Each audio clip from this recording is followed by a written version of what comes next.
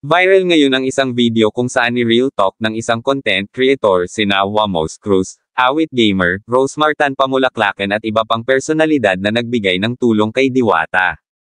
Wamos Cruz, Awit Gamer, Rose Martan usapang pagtulong tayo.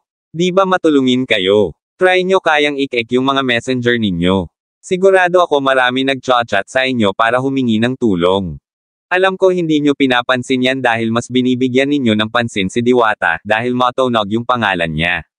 Pero yung mga nag-chat sa inyo sa inbox, binabaliwala nyo lang dahil wala kayong mapapala. Dahil yung mga nanghihingi sa inyo walang pangalan. Hindi kayang iaangat yung mga pangalan ninyo sa social media, diba? Saad nito. Ayon pa nga dito ay siya mismo na hindi sikat at kakarampot lang ang kita ay mayroon umanong mga nag-chat sa kanya na nanghihingi ng tulong, ito pa kayang mga sikat na influencer at personalidad. Panawagan nito sa mga sikat na personalidad ay mas nakakabilib umano kung sa iba nito ibigay ang tulong at hindi kay Diwata na hindi naman na umano kailangan ng tulong.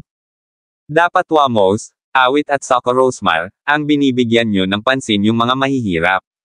Dahil sila ang laging nanunood ng mga video ninyo. Si Diwata ba nanunood ba ng video ninyo? Nag-share ba si Diwata ng mga video ninyo? Hindi. Pero bakit si Diwata yung pinagtuunan nyo ng pansin na bigyan ng tulong? Kung tutusin wala na yang time para manood sa mga video ninyo ha. Dagdag pa nito.